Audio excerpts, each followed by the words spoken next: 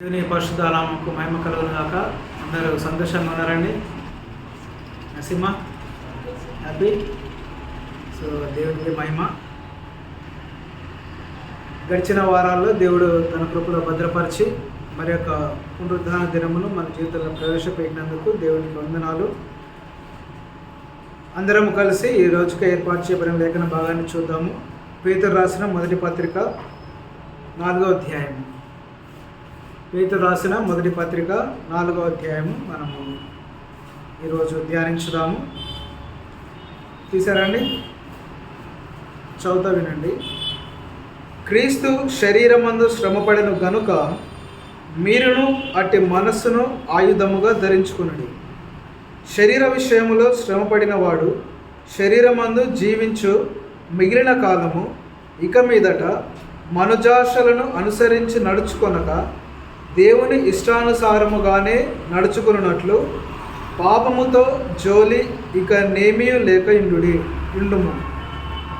మనము పోకిరి చేష్టలు, దురాశలు, మద్యపానము, అలరితో కూడిన ఆటపాటలు, త్రాగుబోతుల విందులు, చేయదగని విగ్రహ పూజలు మొదలైన వాటి యందు నడుచుకొనుచు అన్యజనుల ఇష్టము నెరవేర్చుచుండుటకు గతించిన కాలమే చాలును.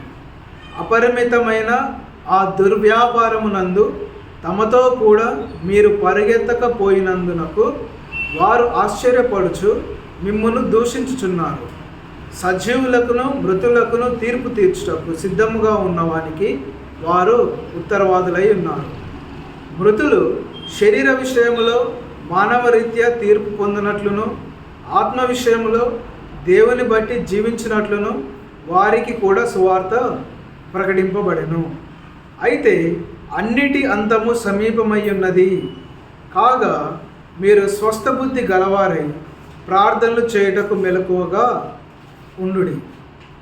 ప్రేమ అనేక పాపములను కప్పును గనుక అన్నిటికంటే ముఖ్యముగా ఒక నీడల ఒకడు మిక్కటమైన ప్రేమ గలవారై యుండుడి.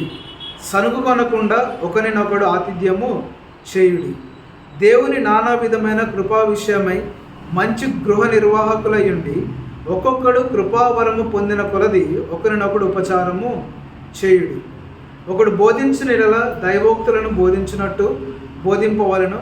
ఒకడు ఉపచారము చేసిన ఎడల దేవుడు అనుగ్రహించు సామర్థ్యమును నొంది చేయవలను. ఇందువలన దేవుడు అన్నిటిలోనూ యేసుక్రీస్తు ద్వారా మహిమపరచబడును. యుగ యుగములు మహిమయు ప్రభావమును ఆయన కుండును గాక. ఆమేన్. సో మనము 1 నుండి 11 వచనాలు చూసాం కదా. ఈ వచనాల్లో కొన్ని ఇన్స్ట్రక్షన్స్ ఉన్నాయి, కొన్ని చేయదగినవి ఉన్నాయి, కొన్ని చేయదగినవి ఉన్నాయి, కొన్ని ఖచ్చితంగా చేయాల్సినవి ఉన్నాయి. అవేంటో చూద్దాం ఈరోజు.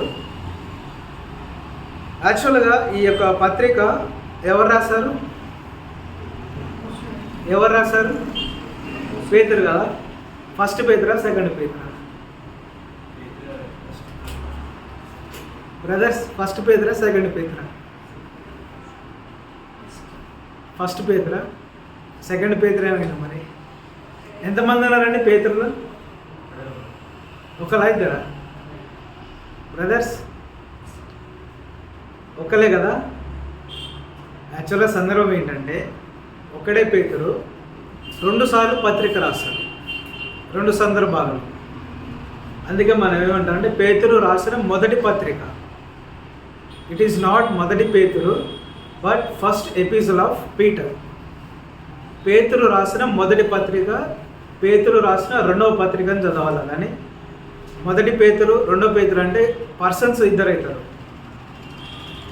That is wrong.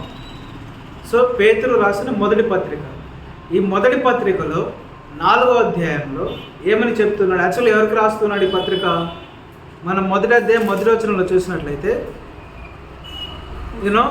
యేసుక్రీస్తు అపోస్తలులైన పేతురు తండ్రి అయిన దేవుని భవిష్యత్ జ్ఞానమును బట్టి ఆత్మ వలని పరిశుద్ధత పొందిన వారై విధేయులవుటకును యేసుక్రీస్తు రక్తం వలన ప్రోక్షింపబడుటకు ఏర్పరచబడిన వారికి, అనగా పొంతు, గలతియ, కప్పదోకియ, ఆసియా, బితునియ అను దేశముల యందు చెదరిన వారిలో చేరిన యాత్రికులకు శుభమని చెప్పి రాయినది. ఈ పత్రిక ఎవరికి రాస్తున్నాడు అంటే పొంతు, గలతియ, కపదోకియ, ఆసియా, బితునియా అనేటువంటి దేశములలో క్రైస్తవులు ఎవరైతే ఆ కాలంలో జరిగిన పర్సిక్యూషన్స్, హింసలు బట్టి ఎవరైతే ఆ ఉన్న ప్రదేశం నుండి చెదిరిపోయి అనేక ప్రాంతాల్లో స్థిరపడిపోయినారు. అర్థమైందా? సో ఈ ప్రాంతంలో ఉన్నవారు అనేక ప్రాంతాలకు స్కాటర్డ్, వాళ్ళు మొత్తం చెదిరిపోయి అక్కడ స్థిరపడి ఉన్నారు. సో ఆ ప్రదేశాల్లో ఉన్న క్రైస్తవులకు శుభమని చెప్పి పేతురు గారు రాస్తున్నారు పత్రిక. సో క్రైస్తవులకు రాసిన పత్రిక ఇది. చెదిరిపోయిన క్రైస్తవులకు, అంటే వాళ్ళు ఏ సిచ్యువేషన్లో ఉన్నారు ప్రజెంట్? భయాందోళనతోటి, ప్రాణభయంతో పరిగెత్తి మమ్మల్ని ఇక్కడ ఉంటే ఎక్కడ చంపుతారో అని చెప్పి ప్రాణభయము చేత ప్రాణాన్ని అరచేతిలో పట్టుకొని పారిపోయి ఉన్నారు. అలా పారిపోయి వేరే దేశాల్లో, వేరే ప్రాంతాల్లో, వేరే ఊర్లో స్థిరపడిపోయినారు. వారికి శుభమని చెప్పి బలపరుస్తూ రాస్తూ ఉన్నాడు. ఆ రాసే క్రమంలో ఏమంటూ ఉన్నాడు? మీరు వేరే ప్రదేశాల్లో ఉన్నారు, వేరే ప్రాంతంలో ఉన్నారు. ఇప్పుడు ఎగ్జాంపుల్, మనము మన ఇంట్లో ఉన్నామా? చదువు నిమిత్తం మనం వేరే ఊరికి వచ్చినాం, వేరే ప్రాంతానికి వచ్చినాం, వేరే జిల్లాకు వచ్చినాం, వేరే మండలానికి వచ్చినాం, ఒక హాస్టల్లో ఉంటున్నాం. అయితే మీ పాస్టర్ గారు ఏమని మీకు రాస్తున్నాడు పత్రిక, ఏమని రాస్తూ ఉన్నాడంటే ఈ రకంగా చెప్తూ ఉన్నాడు. ఏమని?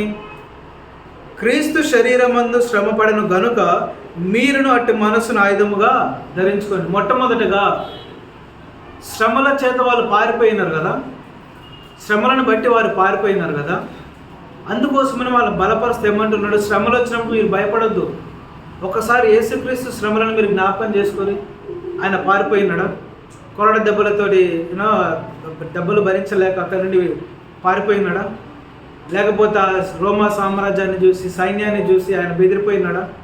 లేకపోతే గెత్సెమనే తోటలో ఆ రాత్రి కాలంలో ఆ శిష్యులతో ఉన్నప్పుడు ఇస్కరియోతు యూదా గుంపుని తీసుకొని ఆ బట్టలను తీసుకొని వచ్చినప్పుడు ఆ గుంపుని చూసి, సైన్యాన్ని చూసి, వారందరినీ చూసి సేవను ఆ శిష్యులు ఎలా పారిపోయినాడు? యేసుక్రీస్తు పారిపోయినాడా?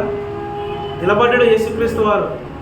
శ్రమలను చూసి ధైర్యంగా నిలబడ్డాడు, వాడికి ఎదురుగా నిలబడ్డాడు, వాడిని చూసి పారిపోలే.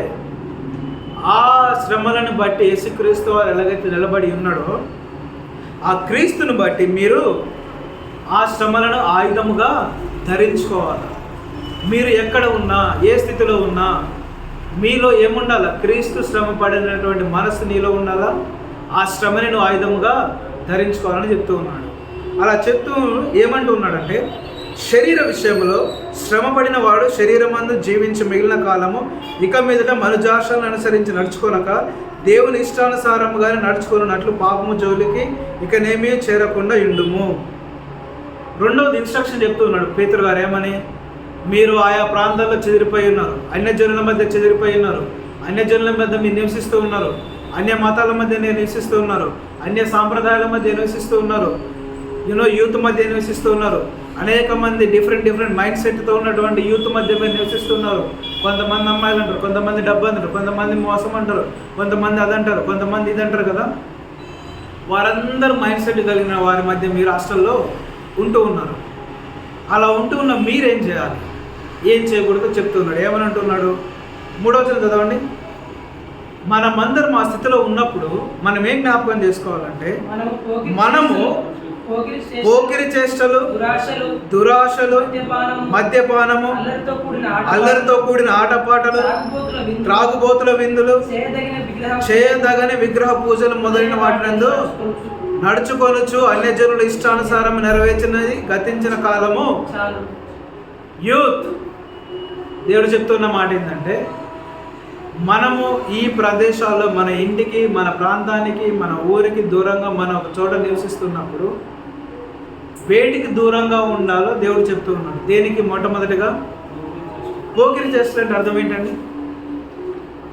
పోకిరి చేష్టలు, తీట పనులు అంటే అర్థమైంది. ఎగ్జాంపుల్, పోకిరి చేష్టలకి ఎగ్జాంపుల్ తీట పనులకి అంటే గారు ఇది పెద్ద తీటోడు అంటాం. ఉత్తేనే వేరే వాళ్ళ జోలికి ఊరికేనే తేడగిలించుకుంటాం కదా కదా. దానివల్ల మనకు నష్టమా లాభమా? నష్టమే. అసలు నీ పని ఏంది? నువ్వు పోయినావు, జాయిన్ అయినావు, చదువుకున్నావు, అయిపోయింది, వచ్చినావు అన్నట్టే ఉండాలి. మధ్యలో పోకిరి చేష్టల వలన నీ భవిష్యత్తు ఏమవుతుంది? కొలాప్స్. సో పేతురు గారు చెదిరిపోయిన సంఘానికి రాస్తూ ఏమంటున్నాడంటే, గతించిపోయిన జీవితము చాలు, గతించిపోయిన కాలంలో మీరు చేసిన పోకిరి చేష్టలు చాలు. దేన్ని విడిచిపెట్టాలంటే మనం పోకిరి చేష్టలు. ఈరోజు దేవుడు నీతో చెప్తున్న మాట ఏంటంటే, అలాంటి పనులు నీలో ఉన్నట్లయితే, అవి ఎలాంటి పనులు నీకు తెలుసు, నాకు తెలుసు. పోకిరి చేష్టలండి, వాటిని ఏమంటున్నాడు? తీసివేయి, తీసివేయి, పోకిరి చేష్టలు తీసివేయి. అల్లరితో కూడిన నెక్స్ట్ ఏమంటున్నాడు? దురాశలు. దురాశలు అంటే ఆశ, దురాశ, మంచిది చెడు. ఆశ కలిగి ఉండాలి, వెరీ గుడ్. కానీ ఆ ఆశని దురాశ వైపు మరల్చొద్దు. మనం చెడ్డ ఆశల వైపు మనము తిరగొద్దు. పోకిరి చేష్టలు కానీ, దురాశలు కానీ. నెక్స్ట్ ఏమంటున్నాడు? మద్యపానం. మద్యపానం, దీనికి మనము దూరముగా ఉండాలి. మద్యపానం మన ఆరోగ్యాన్ని ఖరాబ్ చేస్తుంది, మన పేరును ఖరాబ్ చేస్తుంది, మన ఆస్తిని ఖరాబ్ చేస్తుంది, మన డబ్బును ఖరాబు చేస్తుంది, మన జీవితాన్ని ఆగం చేస్తుంది, మన కుటుంబాన్ని ఆగం చేస్తుంది కదా. ఏముందిలే, ఒక సీసా లేకపోతే వన్ బాటిల్ తర్వాత ఇట్ విల్ ఇంక్రీజ్. స్లోగా దే విల్ బి ఇంక్రీజ్ కదా. కాబట్టి దేనికి దూరంగా ఉండాలన్నాడు పేతురు గారు? మద్యపానానికి దూరంగా ఉండాలి. నెక్స్ట్ అల్లరితో కూడిన. ఇది ఎక్కడ చూస్తామండి కామన్గా మనం కదా. దరిద్రం ఏంటంటే, క్రైస్తవులు పెళ్ళిళ్ళు జరిగేటప్పుడు తాళి కట్టేంతసేపు పాస్టర్ గారు స్టేజ్ మీద ఉన్నంతసేపు పాటలన్నీ వస్తాయి. మంగళమైన పాట వస్తుంది, పరిశుద్ధ పాట వస్తుంది కదా. తాళి కట్టి ప్రోగ్రామ్ అయిపోయింది, కథ డీజే స్టార్ట్ అయింది. ఇంకేమొస్తాయి పాటలు? ఆ డీజే చుట్టూ మళ్ళీ మనోళ్ళే చేరుతారు. ఎవరో కాదు, మన క్రైస్తవులే, మన విశ్వాసులే, పెళ్ళికి వచ్చిన వాళ్ళే, మళ్ళీ మన కుటుంబ సభ్యులే. ఇంతసేపు పరిశుద్ధ పాట విడిపోయిందో, ఆ మంగళం విడిపోయిందో, మంగళం పాడారు ఆ మంగళానికి కదా. ఆ తర్వాత ఏమొస్తాయి? అన్ని డీజే సాంగ్స్ వస్తాయి, అల్లరితో కూడిన ఆటపాటలు. దరిద్రం ఏంటంటే, పాస్టర్ గారు కానీ సేవకులు స్టేజ్ మీద ఉండగానే పాట స్టార్ట్ చేస్తారు, ఇష్టం వచ్చినట్టే కుడతారు. ఆ పాటలు ఏందో, డీజేలు ఏందో, మళ్ళీ అవన్నీ చేసుకుంటూ వీఆర్ క్రిస్టియన్స్, అది క్రైస్తవ పరిశుద్ధ వివాహం అనే టైటిల్ మన దానికి కదా. దేవుడు చెప్తూ ఉన్నాడు, మనం అంటే ఫ్రెండ్లీగా చెప్తున్నాం కానీ దేవుడు గట్టిగా వార్నింగ్ ఇస్తున్నాడు. అల్లరితో కూడిన ఆటపాటలు, అది పెళ్ళిళ్ళే కానీ, ఫంక్షన్లే కానీ, ప్రోగ్రామ్స్లే కానీ, బయటనే కానీ, ఫెస్టివల్స్లకే కానీ, దేనికైనా. క్రిస్మస్ అని పేరు చెప్తారు, ఇష్టానుసారంగా డ్యాన్స్ చేస్తారు. క్రిస్మస్ అని పేరు చెప్తారు, పిల్లలతోటి ఇష్టం వచ్చిన బట్టలు వేపిస్తారు, ఇష్టం వచ్చినట్టు డ్యాన్స్లు వేపిస్తారు. బహిరంగంగా బయట లోపల చర్చిలో స్టేజ్ మీద మోడర్న్ డ్రెస్సులని, ఆ డ్రెస్సులని, ఏ డ్రెస్సులని దేనికి అవమానకరంగా చేస్తారు. అది మంచి పద్ధత? అది కాదు అల్లరితో కూడిన ఆటపాట. నీ పిల్లలు అట్లా తయారవుతారా? నీ యొక్క సేవకులు అంటే నీ సహోదరులు, నీ అన్నలు, నీ చెల్లెల ఆ స్థితిలో ఉన్నారా? దేవుని వాక్యం స్ట్రిక్ట్గా చెప్తూ ఉన్నది, అంతము సమీపముగా ఉన్నది, వారి క్రియలను బట్టి తీర్పు తీర్చే దేవుడు అతి సమీపముగా ఉన్నాడు. ఈ పద్ధతి అల్లరితో కూడిన ఆటపాటలు మనలో ఉంటే తీసివేయాలి. మరి ముఖ్యంగా ఫ్రెండ్ సర్కిల్లో మనం బాగా వెళ్తుంటాం కదా. ఏముంది, ఫ్రెండ్ చెప్పినాడు, ఫ్రెండ్ పెళ్ళికి వెళ్ళాం, ఫంక్షన్కి వెళ్ళాం, ఫెస్టివల్కి వెళ్ళాం, ఎవడు చూడట్లేదు, ఒక పాటగా డ్యాన్స్ వేస్తే ఉంది, ఒక స్టెప్ వేస్తే ఉంది కదా. డీజే విన్నాం, ఇక అన్ని బాడీ ఏమంటారు స్వింగ్ అయితే ఉన్నది. ఏం చేయాలి నెక్స్ట్? ఎవరు లేరు, నాకు పాటగా స్టెప్ వేసిపోదాం, డ్యాన్స్ వేసిపోదాం అనుకుంటే అర్థం అన్న పలానా రోజున పలానా ఫెస్టివల్లో పలానా పాటకి పలానా స్టెప్ వేసింది నువ్వేనా, ఒకసారి చూడండి దేవుడు కదా. డీజే సాంగ్ బాగుంది కదా, ఒకసారి ఈడే రాదు, నరకల్ని ఇంకా బాగా వేస్తాం. కింద కాలుతుంటుంది కదా. ప్రియ సహోదరుడా, దేవుడు రక్తం పెట్టి కొనడు మనల్ని దీనికోసం కాదు. మరలా గతించిపోయిన మనుజాశలను తిరిగి మనం చేయడానికి కాదు. గతించిపోయిన వాటిని మరలా మనము చేయడానికి దేవుడు మనల్ని రక్తం పెట్టి కొనలే, నువ్వు పిలుచుకోలే.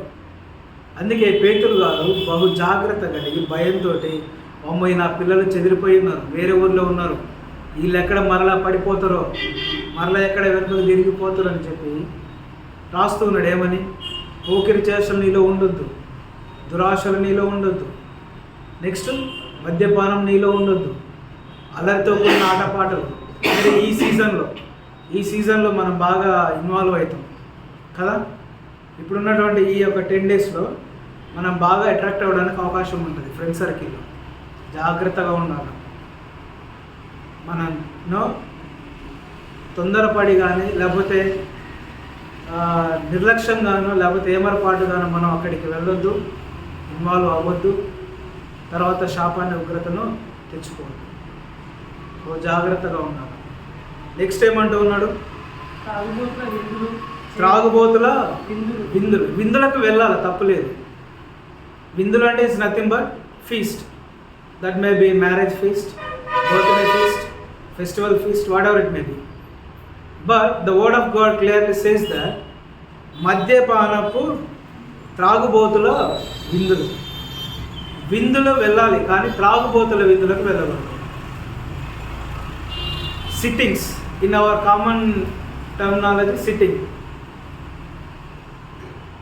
మీ మనసాక్షి తెలుసు ఎంతమంది సిట్టింగ్లో కూర్చోరు, ఎంతమంది సిట్టింగ్లో కూర్చోలేరు. ఒకవేళ సిట్టింగ్లో కూర్చుంటే దేవుడు అన్ని సెట్టింగ్లో చేస్తూనే ఉన్నాడు. జాగ్రత్తగా ఉండాలి. సరే, అయిందేదో అయిపోయింది, తెలుసు తెలియక నువ్వు కూర్చున్నావు, ఇన్వాల్వ్ అయినావు, తాగినావు, అయిపోయింది. ఇక మీదటైనా దాని జోలికి వెళ్ళొద్దు. త్రాగుబోతుల విందులకు వెళితే నీ జీవితము అల్లరి పాలవుతుంది.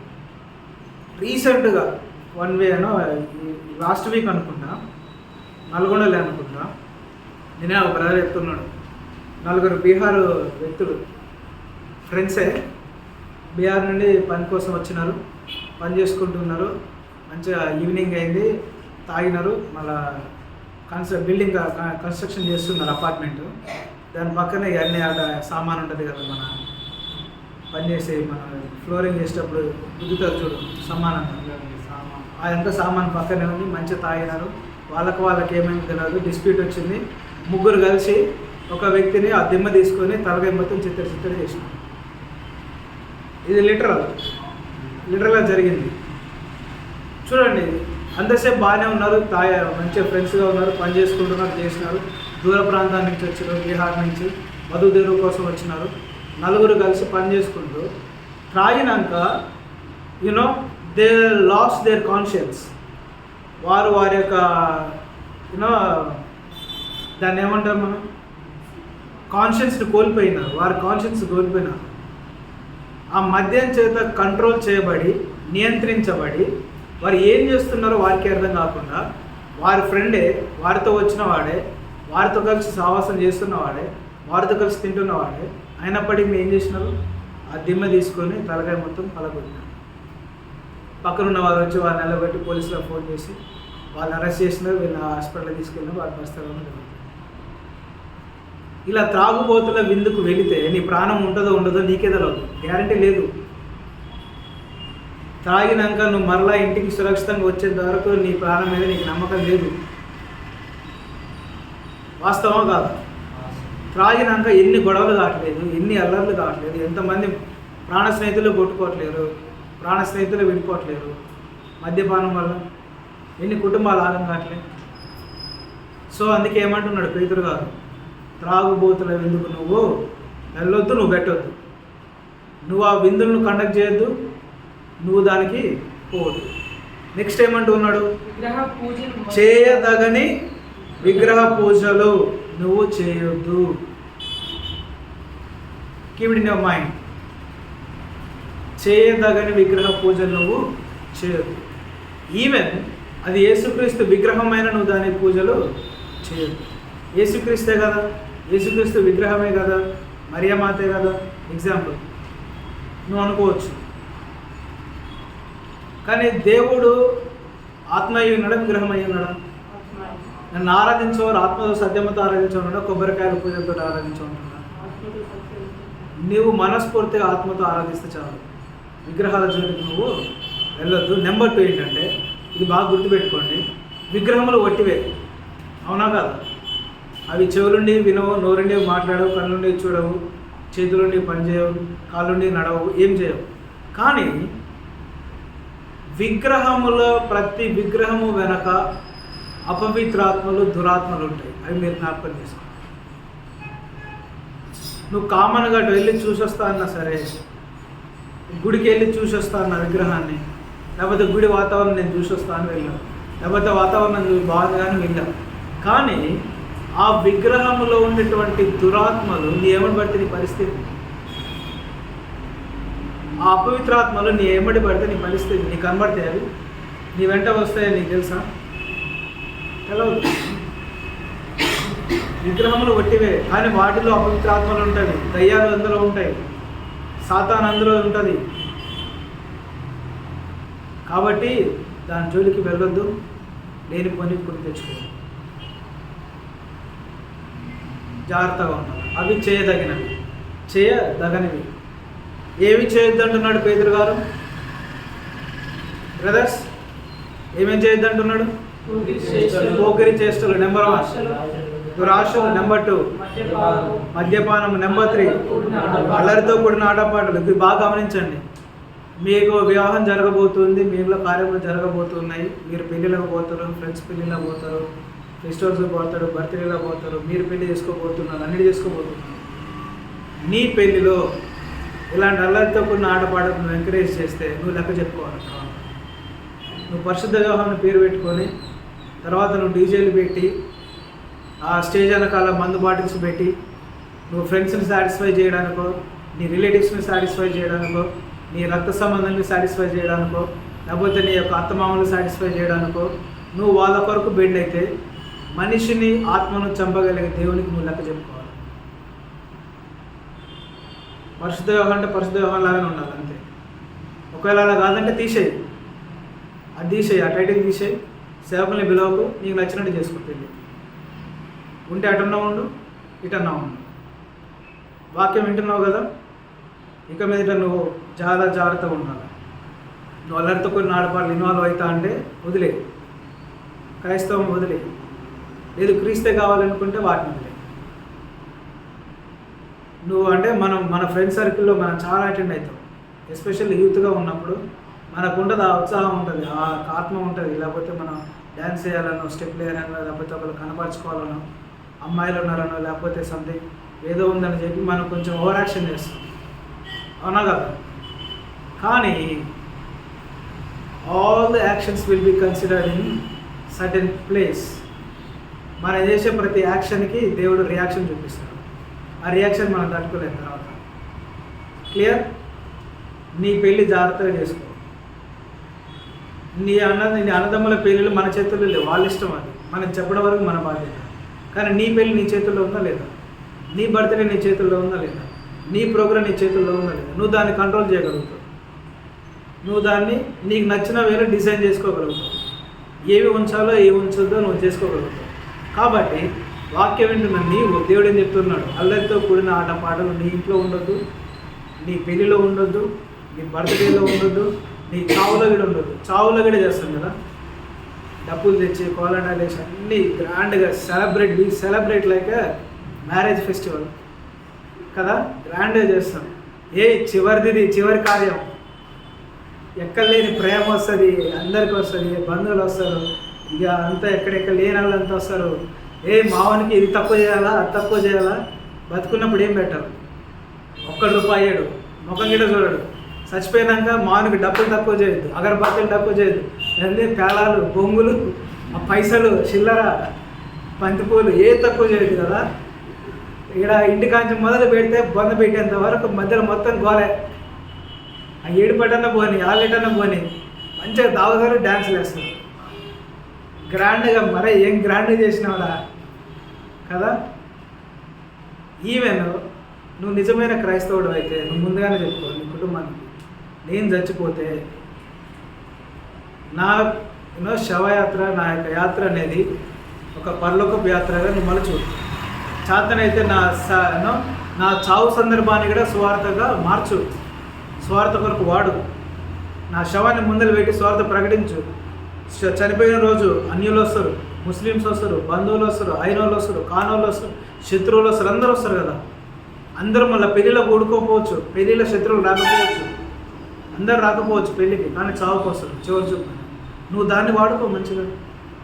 చనిపోయిన తర్వాత నీ వాళ్ళ స్వార్థ ప్రకటించుకుని ఇన్స్ట్రక్షన్స్ నీ వాళ్ళకు చెప్పుకో. ఎప్పుడు చనిపోతుందో తెలియదు. చనిపోయిన రోజు కూడా నా శవం బొందలపై అంటే సమాధిలో చేయబడక ముందు క్షణానికి కూడా నా శవం ద్వారా కూడా స్వార్థ ప్రకటించబడాలి.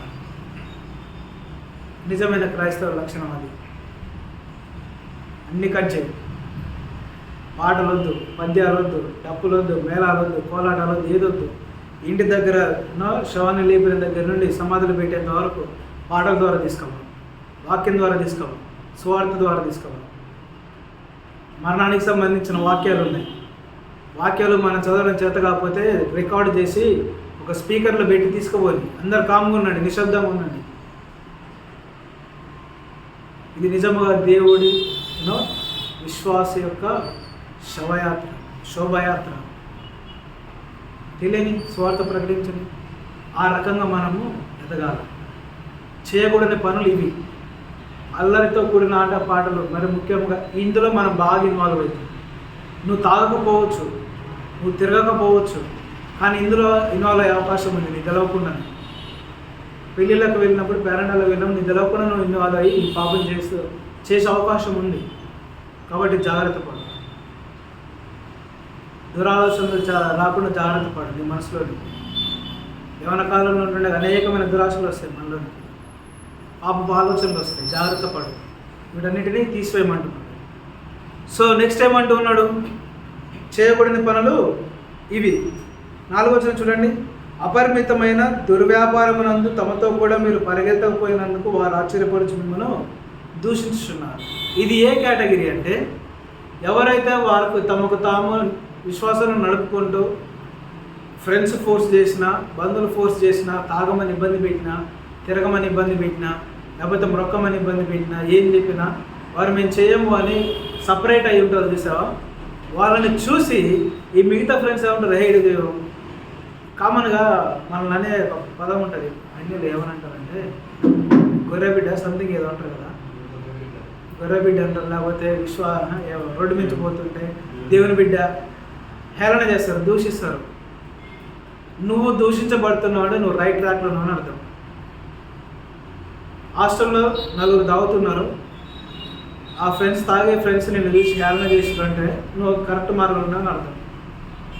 లేదు వాడు కూడా మనతో పాటు అని కొంచెం పాజిటివ్గా ఉన్నానంటే నువ్వు మిస్ట్రాక్ అయినా అని అర్థం. ఆల్రెడీ పెళ్ళికి పోయినావు, టీమ్గా డీజే సాంగ్స్ పెట్టారు, డ్యాన్స్ చేస్తున్నారు, భారత్లో డ్యాన్స్ చేస్తున్నారు, సంథింగ్ చేస్తూ ఉన్నారు. వారితో పాటు నువ్వు ఎగురుతున్నావు, వాళ్ళందరూ నీతో పాటు కలిసి సంతోషిస్తున్నారంటే దాని అర్థం నువ్వు ఆల్రెడీ సాతాను ట్రాక్లో ఉన్నావు అని అర్థం. లేదు వాళ్ళకి అది ఎంత కాకుండా నీకు నువ్వు పవిత్రంగా ఉండాలనుకో నువ్వు దూరంగా వెళ్ళినావు. నిన్ను బట్టి వాళ్ళు వీడే మనిషిరా, వీడి దేవుని బిడ్డ అంట, వీడి క్రైస్తవుడు అంట, వీడు మళ్ళీ గలవడని నేను దూషిస్తున్నారంటే నువ్వు సరైన మార్గంలో ఉన్నావని, క్రీస్తు మార్గంలో ఉన్నావని అర్థం. నీకేది కావాలో నువ్వు డిసైడ్ చేసుకోవాలి.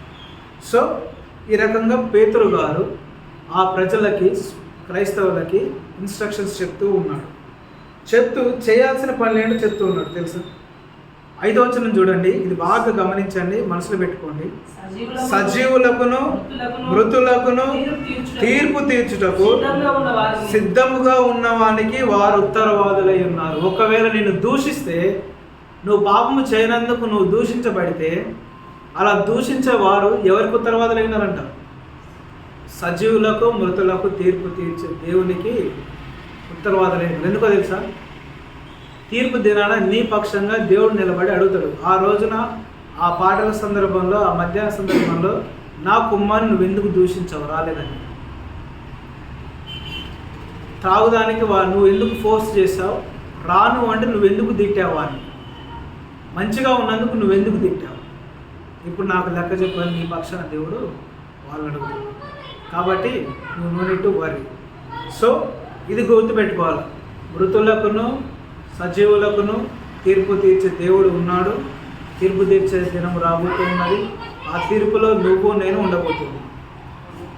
పోకిరి చేష్టలు చేస్తే నువ్వు లెక్క చెప్పుకోవాలా, మద్యపానం తాగితే నువ్వు లెక్క చెప్పుకోవాలా, దురాలోచనలు ఉంటే నువ్వు లెక్క చెప్పుకోవాలా, అల్లరితో కూడిన ఆటపాటల్లో నువ్వు ఇన్వాల్వ్ అయితే నువ్వు లెక్క చెప్పుకోవాలా, విగ్రహ పూజలు చేస్తే నువ్వు దానికి లెక్క చెప్పుకోవాలి. లెక్క చెప్పుకుంటా అనుకుంటే నువ్వు చెయ్యి, నా వల్ల కాదు అనుకుంటే వీటన్నిటిని తీసి. క్లియర్? ఇది చెప్తున్నాడు వాక్యం. నెక్స్ట్ మనం ఏం చేయాలి మరి? ఇవి చేయొద్దు, మరి ఏం చేయాలి అంటే 7వ వచనం చూడండి. అయితే అన్నిటి అంతము సమీపమై ఉన్నది కాగా మీరు స్వస్థ బుద్ధి గలవారై ప్రార్థన చేయుటకు మెలకువగా ఉండాలి. నెంబర్ 1 మనం చేయాల్సిన పనులేంటి? ఇప్పుడు ఇంతవరకు చేయకూడని పనులను చూసాము. చేయాల్సిన పనులేంటి? ప్రార్థన చేయడానికి మనము మెలకువగా ఉండాలి. అంటే ప్రార్థన పట్ల మనకు ఆసక్తి ఉండాలా, ప్రార్థన పట్ల మనకి ఇష్టం ఉండాలి. ప్రార్థన అంటే మనము విల్లింగ్గా ఉండాలి. ప్రార్థన అంటే పారిపోవద్దు, ప్రార్థన అంటే ప్రయాసపడవద్దు, ప్రార్థన అంటే ఇది మనది కాదు అని అనుకోకుండా ప్రార్థన పట్ల మనం ఏమై ఉండాలంట? మెలకువ కలిగి ఉండాలి. నెక్స్ట్ 2వది ఏంటి? ప్రేమ అనేకమైన పాపములను కప్పును కనుక అన్నిటికంటే ముఖ్యముగా ఒక నీడలో ఒకడు మిక్కటమైన ప్రేమ గలవారై. 2వ పాయింట్ ఏంటిది? ఫస్ట్ 1 ప్రార్థన యందు మెలకువ కలిగి ఉండాలా. 2వది ఏంటి? ఒక నీడలో ఒకడు మిక్కటమైన అంటే ఎలాంటి ప్రేమ ఇది? అందుకే ముందర ఏమన్నా టైటిల్, ప్రేమ అనేక దోషములను పాపములను. అంటే ఇంతకు ముందు ఒక వ్యక్తిని ఎడల చేసిన పాపాన్ని నువ్వు దాన్ని మనసులో ఉంచుకోక ఆ పాపాన్ని సైతము కప్పేసి తుడిచేసి మరలా దేవుని ప్రేమను బట్టి నువ్వు ప్రేమించే స్థితిలో ఉండాలి. భార్య భర్తలకు ఇది చాలా ఇంపార్టెంట్. మనసులో పెట్టుకోకుండా, చేసిన తప్పిదములు మనసులో పెట్టుకోకుండా స్వచ్ఛమైన ప్రేమ కలిగి, దేవుని ప్రేమ కలిగి ఒకరినొకరు మనము ప్రేమించాలి. హాస్టల్లో మనల్ని ఒకరు నోరు జారేట మన మీద, ఒకరు చేసుకున్నారు, తాగే తప్పు లేకపోతే ఏదో ఒక విధంగా మనల్ని దూషించారు. దాన్ని బట్టి కొంచెం శత్రుత్వం అనేది మనకి ఏర్పడింది, కొంచెం ఎడబాటు వచ్చింది, మాట్లాడుకోవట్లేదు. మనం ఏం చేయాలి? క్రీస్తు ప్రేమను బట్టి మనలో ఏం ఆలోచన ఉండాలంటే ప్రేమ అనేక దోషములను కప్పును, ప్రేమ అనేక పాపములను కప్పును. నిజమైన క్రీస్తు ప్రేమ నీలో ఉంటే నీ ఫ్రెండ్ చేసిన తప్పిదాన్ని పాపాన్ని క్షమించి మరలా నువ్వు మనస్ఫూర్తిగా ప్రేమించాలి. ఒకవేళ చెడ్డ స్నేహితుడు అయితే మనము ట్రావెల్ చేయని అవసరం లేదు, కానీ అతని పైన మనలో గ్రడ్జ్ ఉండకుండా చూసుకోవాలి, కోపం ఉండకుండా అతన్ని పూర్తిగా క్షమించేసి మన దారిలో మనం వెళ్ళిపోవాలి. క్లియర్? 2వది ఏం చేయాలి? ఒకరికొకరు మనం నిక్కటమైన ప్రేమతోటి ప్రేమించాలి. 3వది ఏంటిది? సనుగు కొనకుండా ఒకరికొకడు ఆతిథ్యము ఇయుడి, హాస్పిటాలిటీ. సనుగు కొనకుండా చేయాలి. అన్నం పెట్టినా, కూర పెట్టినా, లేకపోతే మనం ట్రీట్ ఇచ్చినా, ఏది ఇచ్చినా గునుక్కుంటూ సనుక్కుంటూ ఇస్తే దానికి విలువ ఉంటుందా? అందుకోసమనే మనం మన చర్చలో కానుకలు కూడా పట్టం. ఏదైనా హృదయపూర్వకంగా చేయాలి. నువ్వు అన్నం పెట్టినా మనస్ఫూర్తిగా పెట్టాలా, లేకపోతే పెట్టకు. మనస్ఫూర్తిగా నీళ్ళు లేకపోతే నువ్వు చేయక పని. ఇజండి ఆకాష్, మనస్ఫూర్తిగా మనం ఏదైనా పని చేయనప్పుడు దాన్ని చేయొద్దు. ఎందుకంటే చేసిన దానికి వాల్యూ లేదు, విలువ లేదు. ఎగ్జాంపుల్, నేను 10 lakhs ఇచ్చిన చర్చికి, ఆ 10 lakhs ఇక్కడ గులుక్కుంటూ ఇచ్చిన. ఎందుకు ఇవ్వాలి దానికి విలువ ఉంటుందా? ఆ 10 లక్షలకు వాల్యూ ఉంటుందా? లేదు. నువ్వేం చేసినావంటే మనస్ఫూర్తిగా 100 రూపాయలు నీ చేతిలో ఉన్నాయి, అమ్మాయి నా దేవునికి ఇవ్వాలి అని సపరేట్గా పక్క పెట్టుకొని 100 రూపాయలే హృదయపూర్వకంగా దేవుని దగ్గరికి తీసుకొచ్చి ఇచ్చినావు. అందుకే దేవుడు ఎవరి కానుకను రిజెక్ట్ చేసిండు, ఎవరు కానుకను యాక్సెప్ట్ చేసిండు? 2 కాసులు ఇచ్చిన పేద విధవరాలు. శాస్త్రులు, పరిసయ్యులు, అక్కడున్న పెద్ద పెద్దలు, గొప్ప వాళ్ళందరూ కానుకలు, వెండి నాణాలు, బంగారు నాణాలు అన్నీ ఇచ్చారు, కుప్పపోసినారు కానుకల బల్ల పైన. ఒక పేద విధవరాలు ఎన్ని కాసులు ఇచ్చింది? 2 కాసులు ఇచ్చింది. కానీ యేసుక్రీస్తు వారు ఆ బంగారు వైపు చూస్తున్నారు, 2 కాసులు వైపు చూస్తున్నారు. ఈమె గొప్పగా ఇచ్చింది, జీవనం అంతా ఇచ్చింది. ఉన్నదంతా ఇచ్చిందన్న దేవుడు. అంటే గమనించండి, what is the mind of God. దేవుని యొక్క మనసు ఏంటి, ఆయన యొక్క ఆలోచన ఏంటి, దేని వైపు ఉందంటే హృదయపూర్వకంగా ఇచ్చే వాటిపైన ఉంటుంది ఆయన మనసు. అందుకే మూడోదిగా ఏంటిది, సనుగు కొనక గురువు కొనక ఆతిథ్యము ఇవ్వాలి. ఒకవేళ ఇయ్యలేని ఎడలో మనం కాము ఉన్నాం, ఇవ్వగలిగిన రోజే ఇద్దాం. కానీ సగం సగం చేస్తూ గునుక్కుంటూ ముఖం వెంటనే పెట్టుకొని లేకపోతే ఇష్టం లేకుండా పనులు చేస్తే దేవుడు మెచ్చుతాడా? మెచ్చడు. కాబట్టి మూడోది ఏంటిది, సనుగు కొనక దునుగు కొనక ఆతిథ్యము ఇవ్వాలి. 10వ వచనం అంటున్నాడు, దేవుని నానా విధమైన కృపా విషయమై మంచి గృహ నిర్వాహకులై ఉండి ఒక్కొక్కడు కృపావరం పొందిన కొలది ఒకరినొకడు ఉపచారము. 4వ పాయింట్ ఏంటంటే ఒకరికొకడు ఉపచారము. ఉపచారం అంటే హెల్పింగ్. ఒకరికొకరు ఉపచారము చేసుకుంటే, ఒకరికొకరు సహాయము చేసుకున్నది. సహాయం, helping nature, helping heart, helping hand అవి మనకు ఉండాలి. నాకెందుకులే, నాకేం వీడు నా వాడు కాదు, వీళ్ళు నా కులం కాదు, వీళ్ళు నా గోత్రం కాదు, వీళ్ళు నా రిలీజియన్ కాదు, అవి ఉండొద్దు మనలో. ఏమంటున్నాడు దేవుని వాక్యం, ఒకరికొకడు నీవు ఏ కృపావరం అయితే పొందుకున్నావో ఆ కృపావరమును బట్టి ఉపచారము చేయాలి కదా. సో ఈ రకంగా పేతురు గారు దేవుని యొక్క సేవకులకి, భక్తులకి, క్రైస్తవులకి బోధలు చేస్తూ వారిని ఆత్మీయంగా పెంచుతూ దేవుళ్ళు నడిపిస్తూ ఉన్నాడు. ఇందు నిమిత్తాన్ని బట్టి పేతురు గారు ఈ పత్రికను రాశారు. సో ఇప్పుడు చెప్పండి, వాక్యం విన్న మనము ఏమి చేయాలి, ఏమి చేయొద్దు?